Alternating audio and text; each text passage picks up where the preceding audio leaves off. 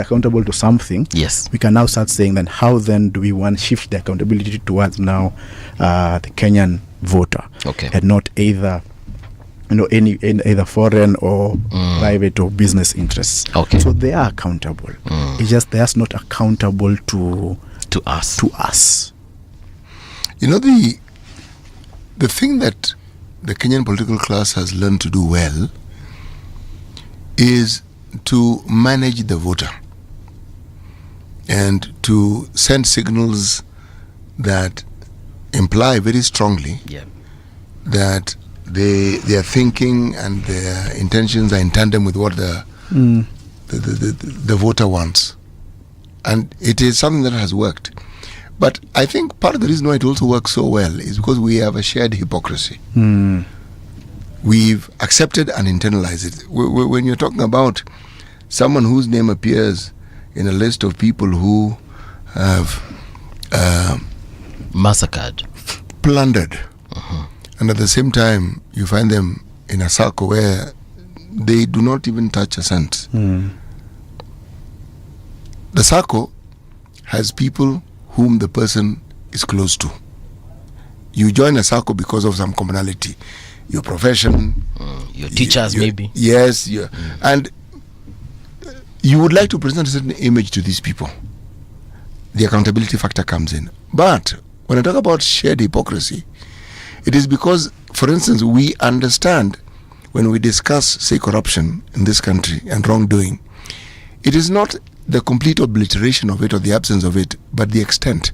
What becomes a point of discussion is what you call grand larceny, where some major theft has taken place. When it is assumed that is maybe 10, 20 million shillings, one doesn't kick too much of a fuss unless it's in the county. Now, we have accepted this, but somehow we reason that it is reasonable. Now, in which parallel planet can it be reasonable for you to actually adjudicate that public resources are yours to do with as you see fit, and yet you have the law? But we seem to have done that. And once you're comfortable with it, then without even sitting to have a discussion, I will keep quiet about your misdeeds because I assume that you'll pay me the same courtesy that when I have something wrong, you will also not speak about it.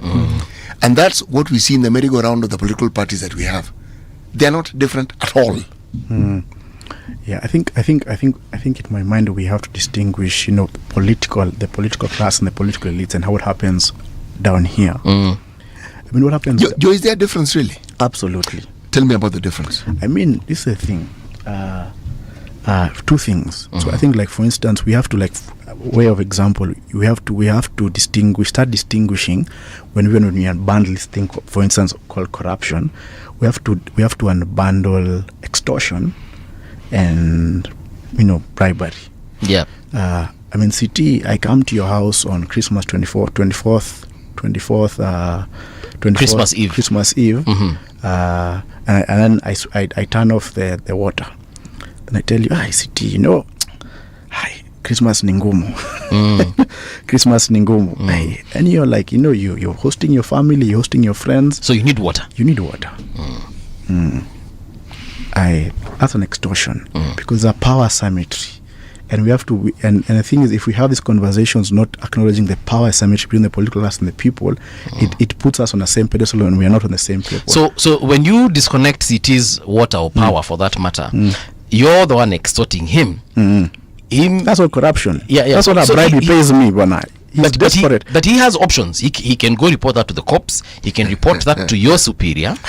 And then lose water for a couple of days. You see, the thing is, there's a power asymmetry there that he doesn't have. There's a kind of agency. There's an inconvenience that Joe is selling. No. Let me finish my argument. There's a kind of there's a power asymmetry there that he doesn't have. So at that level, this is the thing. At that level, city has. Where we're making him operate at a level of personal moral agency based on his personal convictions. Maybe he's a Christian and you don't pay a bribe, etc. But but we have to acknowledge something, and maybe it's something that has been lost. I'm grateful for that it's coming back, because what younger generations are doing is understanding the public sphere. The public sphere has its rules and norms that needs to be re-engaged with, and that no amount of personal piety can change that. No matter of personal piety. Or personally presented piety or assumed piety can change that. Yes. So it's the argument. It's the argument we all make, which is false, right? That if it is a really, really good man, he won't pay that bribe. Rather, he won't allow that extortion. Yeah. He'll go to the cops. Yeah, go to the cops. And then he'll go to the cops. I mean, and he will go to the cops because a good man. Yeah. He'll go to the cops, he'll be inconvenienced, etc. But he hasn't changed a structural thing within the public sphere. Yeah. So I think part of the reason why that happened, again, a couple of things happened in Kenya in the 90s. One, and this is I've said this before on air, is that when social adjustment programs happened, something structural happened in society where before SAPs and cities generation would know this, is that the professor or the academic, the professor, the man of letters, for us to call him that, was actually the person who gave meaning to society. And at a level of the university lecturers, the lawyers, they were revered. The university lecturers in academia. Yeah, not just academia. When I mean academia, and the man of letters. The man of letters. So it's not just the academic professor, but the intellectual person, the public intellectual. So it was the lawyers. That's what in liberation we see a lot of lawyers. We saw the professors, Kina Kivuta Kibwana, William Mutunga, and such kind of people. But with SAPs, what happened is that social services was broken. So everybody left to go and hustle. Guys went to NGO world, consulting. So that vacuum was left. That vacuum was filled by a kind of evangelicalism. And Benez Obadari talks about this kind of figure as an existential manager. Where you gave solutions to everything, but more fundamental was that those solutions were private solutions to public problems. Okay, that was one of the most fundamental differences. So we privatized public affairs. We privatized public thought. In fact, we read ourselves of public theology.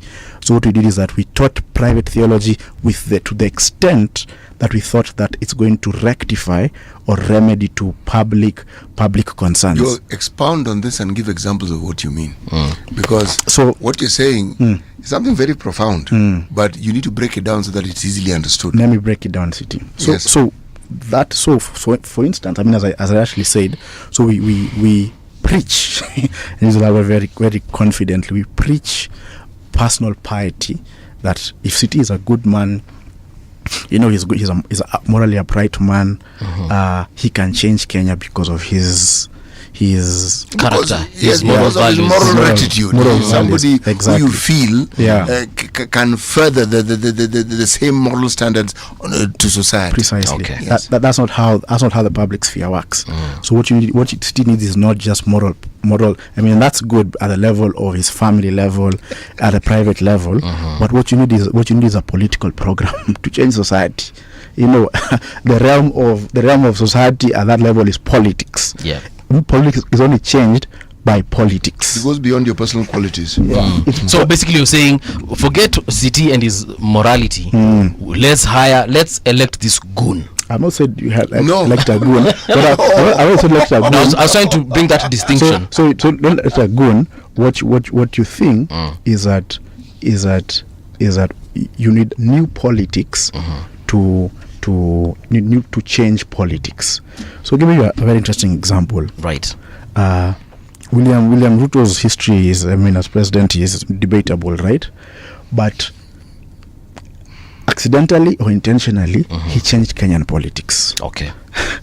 whether by introducing, whether it was by design, by design, or it was even by his own personal or it was reason, just perchance, or just as a politician. It just happened. He changed Kenya's, even him is like, guys, what the hell? He changed Kenya's history by introducing the politics of dynasties versus hustlers and bottom up and stuff. He killed a kind of parochial, ethnic federation kind of politics that he can't even use it. He might try to use it, but he even control it. He can't even. It overtook him. He can't even go back and now say, okay, now my Kalenjin people. He broke it. So he by that policy he changed politics. So that's what happened. He didn't. It was not as a concern of moral piety. He changed politics. The public sphere is a political realm. Okay. It's only changed politically. It's not changed by personal piety. Personal piety is good because now when I hang with you think I'm a good guy. When I ask you 5,000 shillings, I'll pay you at the end of the month because Joe comes through. I'm a good human being. And the crisis of that is that, as I said, is because of that shift in the 90s. What happened is that our public discourse was taken over by the existential manager, the name of the evangelical pastor, that told us that if you have enough personal piety, you can change that. So what happened is that we don't have that theological framework lacks a public leaning. It lacks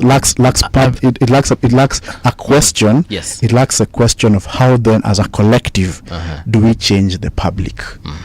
Over to you, City.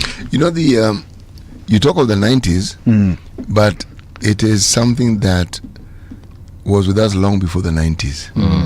The pious individuals, or? Well, pious is a word that is supposed to represent the goodness of a person, right? As a person who has certain standards that people look up to.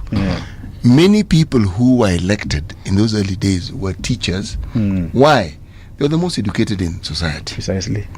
And they were the most looked up to. Yeah. And they were considered honorable people. And they lived up to those reputations by and large. They actually were people you could rely on. And President Moi was a teacher, right? Yes. Believe me, just go Jeremiah Nyaga, just go through that whole chain. You'll find very many of them were teachers. Okay. Forget the cabinet that Jomo Kenyatta formed later. That one had a good mix of other people. But the thing about these people, they were also literally all church-going people. Literally. There were some who were not and didn't bother, but the vast majority were. That is how we understood our politics. And it may have served a purpose until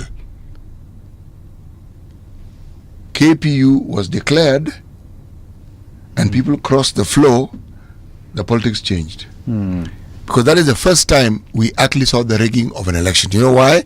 You were elected on CAN. If you want to be re-elected on KPU, you have to resign so that you can be now elected in this new party. That's where we found ballot boxes in Rivanjoro for the first time. Yes, we started. We experienced what it was when those in power want to stay in power at whatever cost. It's in that period we saw people like Mark Muthaga being elected in a by-election and he's still in jail. Okay? Yeah. Those are the changes. And Joe is right. Because from that point onwards, that discourse had changed, but many people didn't notice it. Right. But it had actually changed.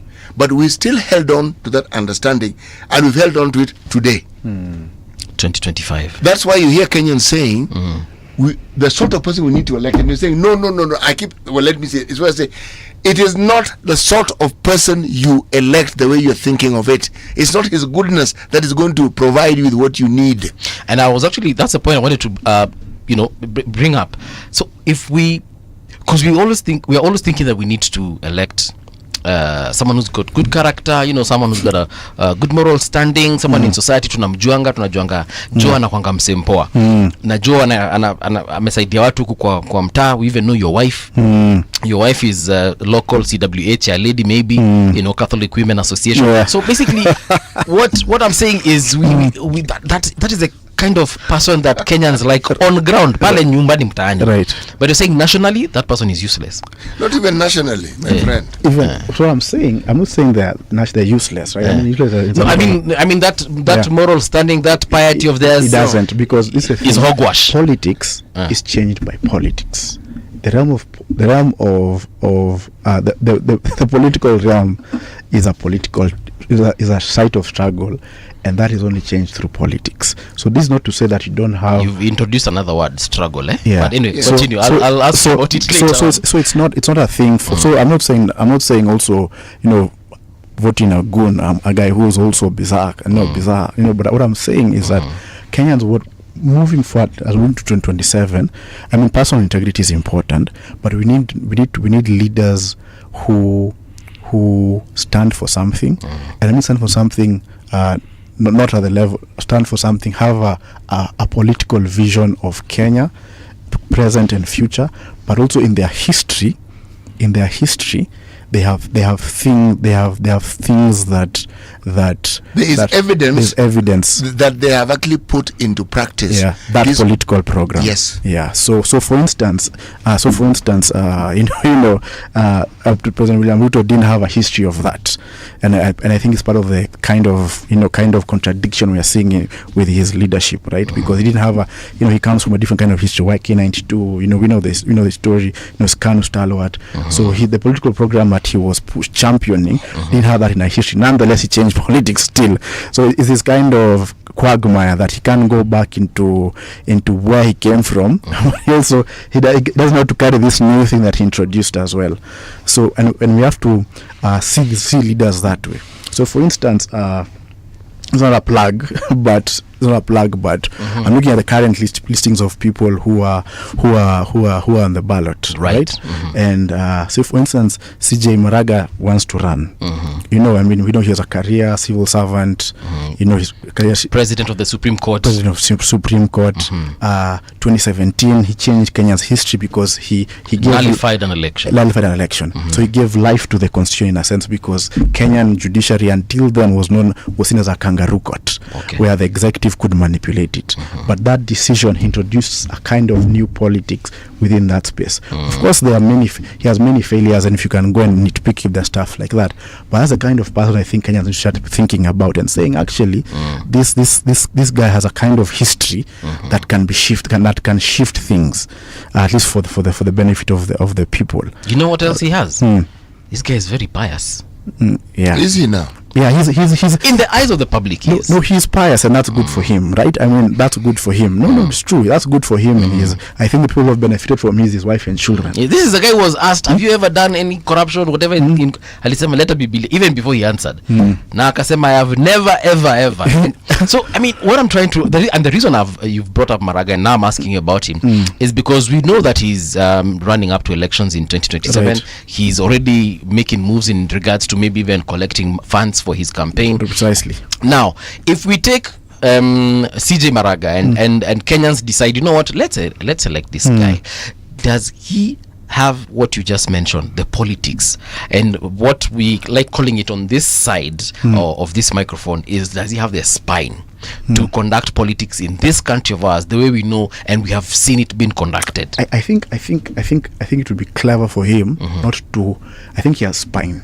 Okay. I mean, because we saw he faced death and it shows truth when he nullified the election. So he has spine. And so I think what he needs to do to his credit is to now change the politics. The same way President Ruto has changed the politics, is for him to change and introduce Kenya. Kenya is in a stalemate, right? We can't go back to what the political class wanted. So our current political class across the board is in the phase of when the mediocre meets the pragmatic, in the real sense of it. They are almost useless to Kenyan life. They are in a quandary right now. Across the board, our political class is completely useless to Kenyan life because the usual levers. The usual levers that they use to control, manipulate, extort, has changed fundamentally. So I think for someone like Maraga, for him, what he needs to do is also then change the politics. Kenya is in a kind of, in my view, Kenya is where is Kenya, where we were here in 1961, where it was no longer the British could no longer rule Kenya. They had seen it how they saw it. It was clear to them. Kenya has changed. After you had Mau on one side, which is the militant wing, then you had the political parties, you had the labor unions, you had the independent churches and schools. So, and I think we're in that kind of moment where the political class, whether it likes it or not, can no longer rule Kenya how it wanted. So in that regard, their values are so incongruent with the rest of society that we are finding this kind of space where it's almost truly when the meaningless meets the pragmatic, where they are useless, but then the only thing that they can do is try and hold rallies, launch a matatu, like it's complete. So let me ask you this question: given the way human beings are loath to change, even when you are confronted with the clarity of change, a phenomenal change that is upon us right now, and it became visible and apparent last year June, when the Gen Z,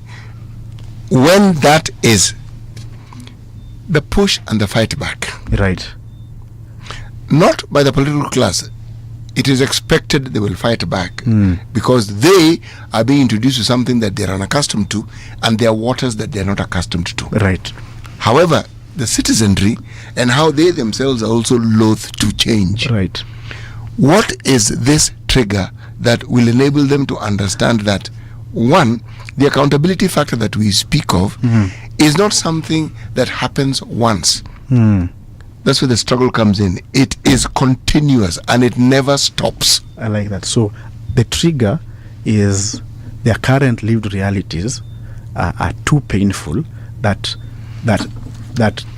change is now easier. That's the trigger.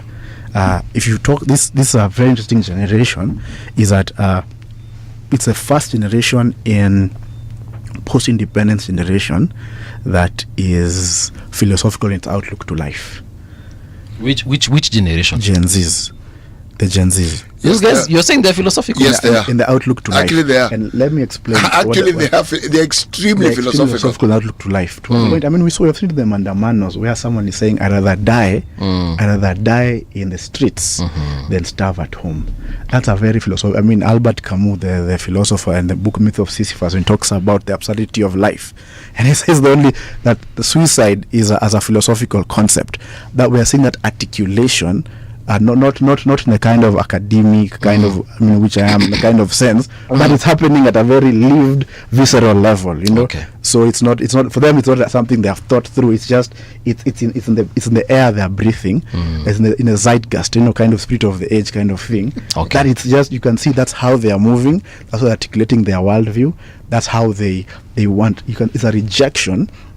It's a rejection of, for that generation, it's a rejection of authority, and now they're upholding reason. Okay. So rejection of authority as they see it, and as they've experienced it. And upholding reason. And they're saying this isn't working for us. It's a reason, for instance, it's a crisis the Kenyan church is facing with this generation, because the missionary logic that has upheld the Kenyan church until now is one of authority, where the reverend, the priest, the father, the pastor has a kind of vision of the future, and everybody should follow that vision without questioning. Yes. So you're seeing a generation that is coming up questioning everything.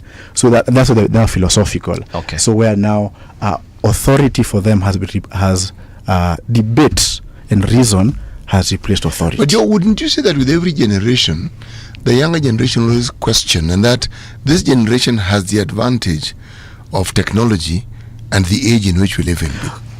That is true, but more importantly is their political socialization, which is different from different generations. How different? So Nanjala Nyabola writes in her book Digital Democracy, Analog Politics, is that previous generations, I was telling me, I'm a millennial and a later millennial, right? So so I'm not mid-30s, so I'm not, so I tell this thing to this example to just draw the disparity among even just millennials who I'm their elder brother. Yes, you are the actually much elder brother. No, not much elder, because I'm not like an early millennial kind of thing. But let me give an example. I went to school out of Nairobi. So I remember then there was Kibaki was president, high school. Kibaki was president after Thika, not KU. You couldn't get chips. Cheapo. This is 2005. Okay. 2006. You couldn't get cheapo. Poor. So you go, it's at cheapo. You look around, everyone is eating no githeri, chapo, no mokimo, and then let chips. Like someone brings for you chips where like amenatu mala na kata viazi ambazo mwanga kwa nini, you're like ametumbukiza kwa mafuta. Iko na harufu ya moshi. Yes. Today I come from Embu, right? Yeah. That's where I come from. Okay. You go, I mean, I find there's Pembroke International School is in Embu. This is so the kind of situation the younger generations have gone through is that how they see the world is completely different because of devolution, because of technology, just because of just their lived reality. Things that have happened. So that the outlook isn't just because they are younger. The outlook is also because of just what has happened in society that is completely different from us. So you find the reason why guys are saying why this generation, why are they tribeless, and then it's almost a political leaders are upset. They are you can tell they are upset. It's just because. But you have to ask this question: are they really tribeless? They are tribeless. How do you know, and how do you determine that they are actually tribeless? By their means of how their value, their norms and values. But is that the ultimate test of that proclamation? So the norms and values of how they articulate themselves. Yes, exactly, because people are tribeless until an election comes around. That's one, but also keep in mind, also people are also not just election is the bigger litmus test. More small litmus test is also just how they socialize amongst themselves.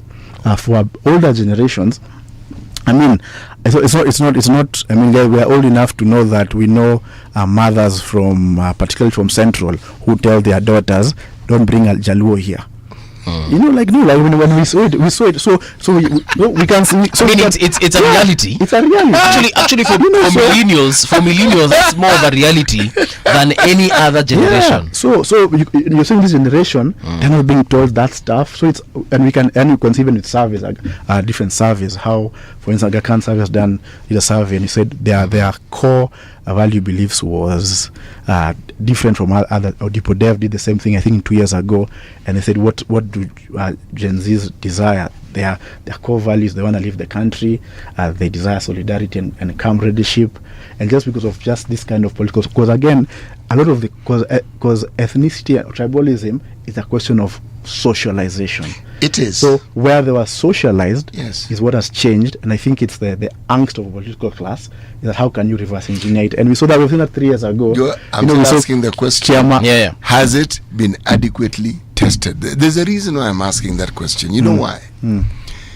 What you say is spot on, and I'm in agreement with you. Yeah.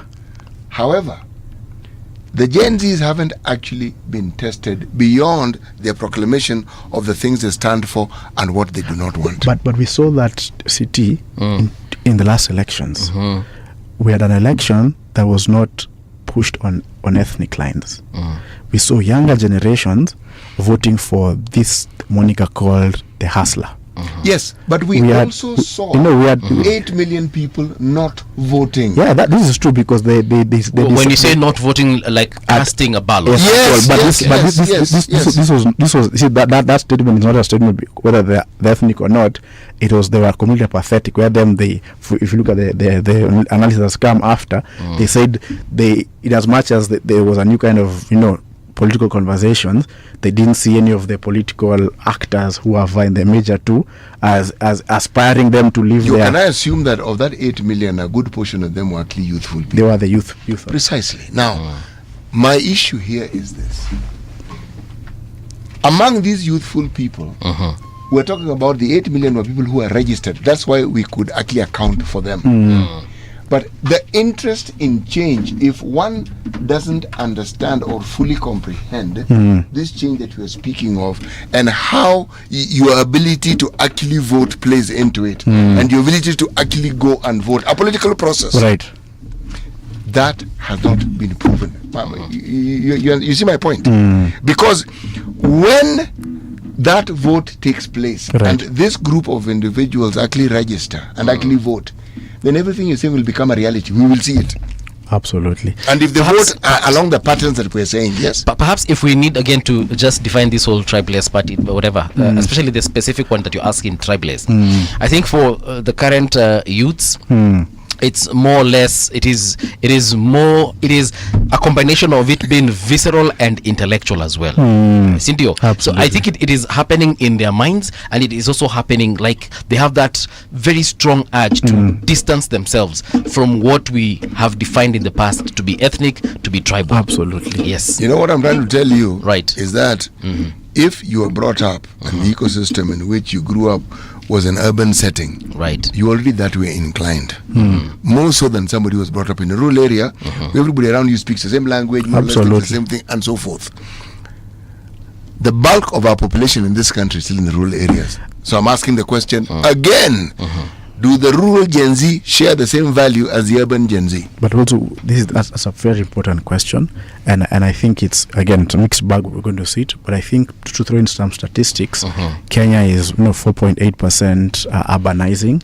By 2030, 5 years from now, I think we'll have almost 44% yes, of our whole population in urban areas. Yes. And when we talk about urban areas, I think we also have to talk about the idea of rural modernity. Yes. Where, because for the long time we talk about urban areas, we'll talk about the three big cities, Nairobi, Mombasa, Kisumu, and then maybe the bigger, larger towns, Eldoret, Nakuru, etc. Blah, blah. But we don't realize, because of development, particularly devolution, we have certain rural areas have become significantly modernized. I mean, I come from Mombasa, as I said, right, and it's incredible how the thing I saw growing up and now what I go and experience, where I go and speak to my peers, my cousins, etc., and just the level of political socialization they have gone, just because, again, access to the internet, their phones, access to